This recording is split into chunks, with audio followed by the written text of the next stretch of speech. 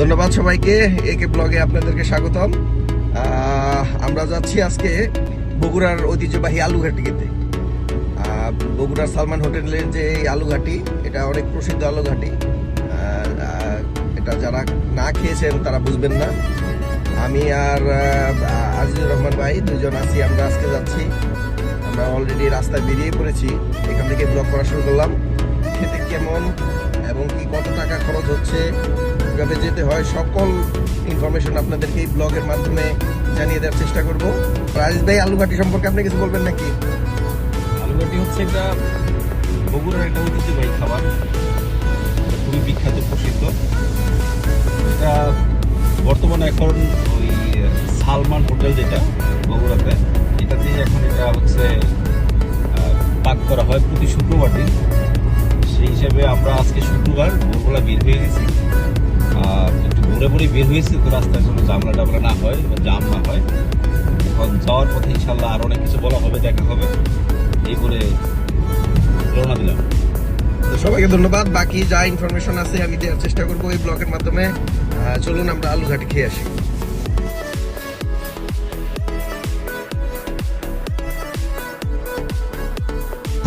আমরা 550 টাকা টোল দিলাম। আমরা আমাদের সেই উত্তরবঙ্গের যে প্রবেশ দ্বার যমুনা বহুমুখী সেতু, আমরা এসে গেছি।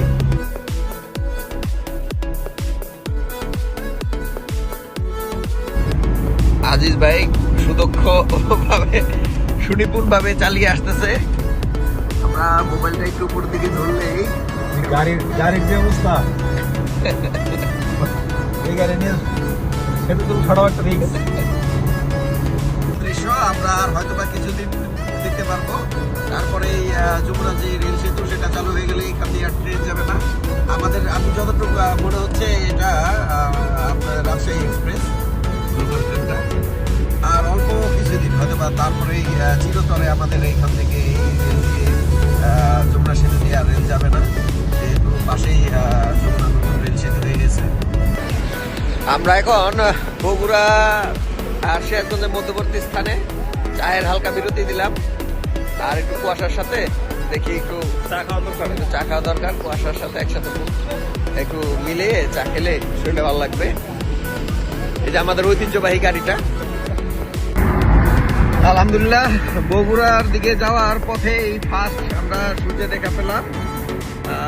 এই কিছুক্ষণ হলো, 10 মিনিট হলো সূর্যটা উঠেছে এখানে। মোটামুটি পরিবেশটা এখন একটু ভালো, লুকটা দেখা যাচ্ছে, এখন একটু ভালো লাগতেছে। আমরা এসে পড়েছি বগুড়া শহরের যে ঐতিহ্যবাহী আলুঘাটির যে সালমান হোটেল, যে হোটেলে আলুঘাটি রান্না হয়। আমাদের সামনেই আছে সালমান হোটেল, হ্যাঁ সাইনবোর্ডে যে রান্না হচ্ছে, আলুঘাটি রান্না হচ্ছে, আমরা দূর থেকে দেখতেছি।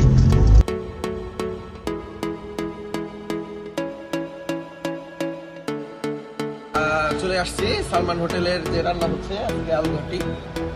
আমরা একেবারে একটু আগে আসছি যাতে কিভাবে রান্না হয় আপনাদেরকে দেখাতে পারি। গরুর গোস্ত নিয়ে আসছি, রান্নার প্রস্তুতি। এটাকে আলুঘাটির জন্য আলু প্রসেস করতেছেন না?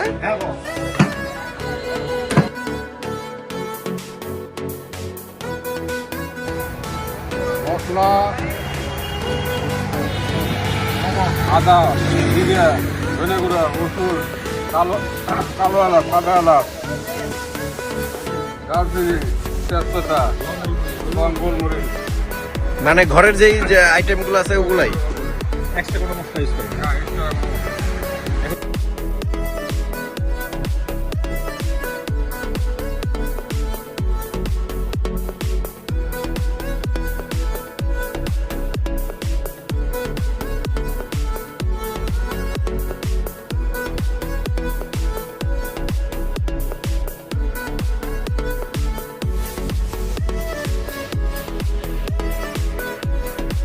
আদান, তুমি কি করতেছ?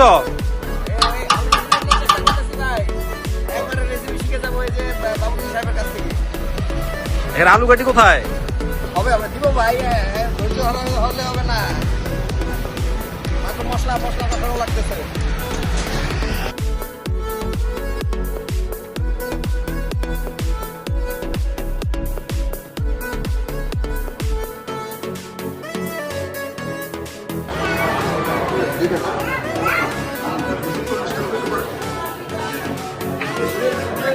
দুইটা টোকেন নিলাম। কিসের? 240 টাকা করে আলু কাটি। আলু কাটি খাবারের আর ভাত হয়নি কিন্তু 10 মিনিট সময় লাগবে দুইটা টোকেন 240 টাকা। তো আপনারা ফুল ব্লক করতেছে এই জন্য ভাই আমাদের কাছ থেকে 200 টাকা রাখছে।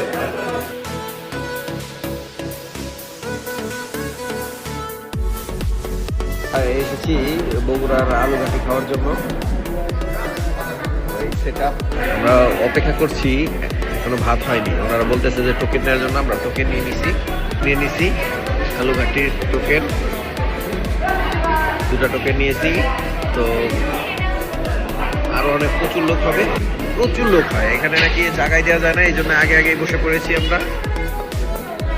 আসবে এগুলো রিস্ক না নিতে, তো রিস্ক নিলাম না, আমরা বসে পড়েছি যাতে আমরা প্রথমেই খেতে পারি। এই যে এই সেই কাকিত আলু ঘাটি, এই আলু ঘাটি খাওয়ার জন্য আমরা সেই জায়গা থেকে আসছি। মানে দেখতেই ভালো লাগতেছে, ইনশাল্লাহ খেতে মনে হয় ভালো লাগবে। খাবো, আপনাদেরকে শেয়ার করবো। ঐতিহ্যবাহী আলু ঘাটি ভাই বলতেছে, তো আমরা খাবো, আর এই আলু ঘাটির জন্য আসছি। তো খেয়ে দেখি কেমন লাগে। চলেন। তো কাঙ্ক্ষিত আলু ঘাটি স্বাদটা কেমন? ভালো, খারাপ না। মানে একটু ডিফারেন্ট আলু, আমরা যে সাধারণত আলুর দম খাই ওরকমই, জাস্ট মাংসের একটা এক্সট্রা স্বাদ আছে। আর একটু ডিফারেন্ট স্বাদ, আপনারা যখন খেতে আসবেন বুঝবেন যে আসলে আলুর সাথে মাংস মিক্স করে যে একটা মাংসর যে একটা স্বাদ, এটা এখানে পাওয়া যায়। আর খেতে খুব ভারী মজা লাগে, শোনা পেঁচটা। এটা কি? এটা হলো মেজবানি গরু মাংস।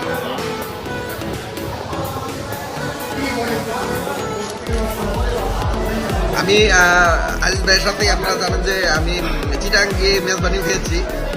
তো এটা যেহেতু মেজবানি স্টাইলে রান্না করা, একটু খেয়ে দেখি এটা কেমন লাগে ওই মেজবানির সাথে।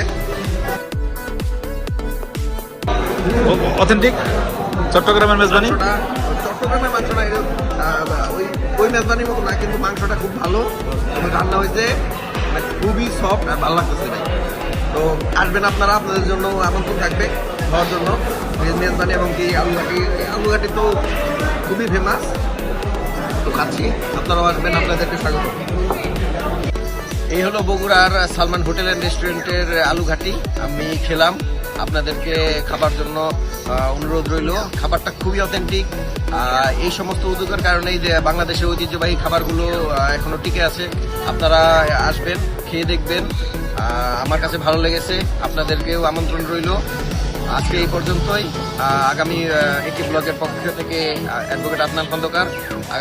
সামনে আরো ব্লগ হবে ইনশাল্লাহ, সেই ব্লগে আপনাদের সাথে দেখা হবে। সবাইকে ধন্যবাদ।